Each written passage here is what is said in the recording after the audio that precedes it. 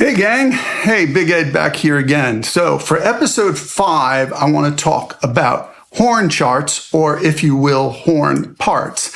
I've talked about this before online, but let me go into more detail. What am I talking about when I say that your melodies, your vocal lines should be horn charts? Well, there's several reasons.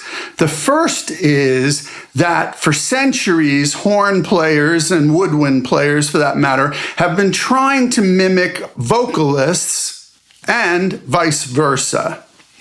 So they naturally relate to each other and they speak to each other in a way. Also, they tend to take the same breaths that a vocalist would, right? Horn players, right? Makes sense. In addition, horn players tend to use shorter, more punctuated phrases to their parts to make an effect or to make a musical point.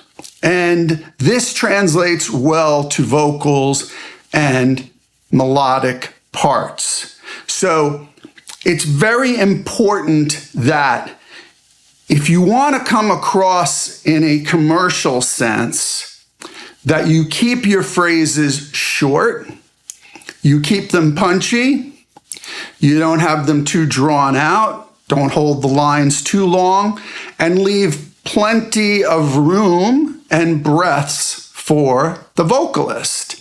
It will make it easier to sing. It'll be peppier, if you will, but it'll also be poppier.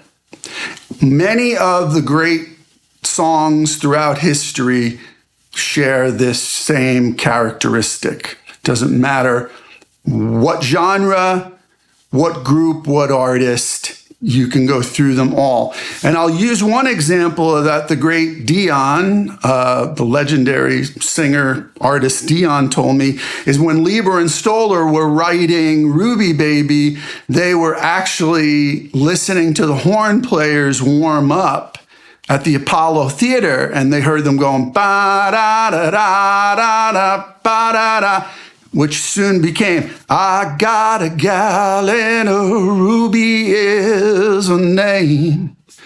Became a classic hit for Dion.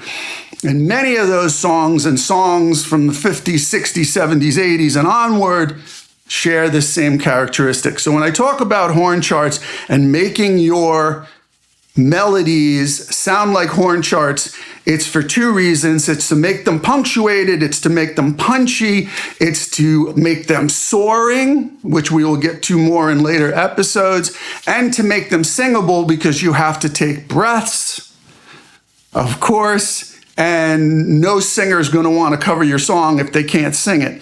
There's a reason that some writers get covered more than others, and a lot of the time, it's because their songs are easy to sing. So think about how interesting you can make your melodic lines, how punchy, how soaring, how orchestral, while yet still making them singable and memorable.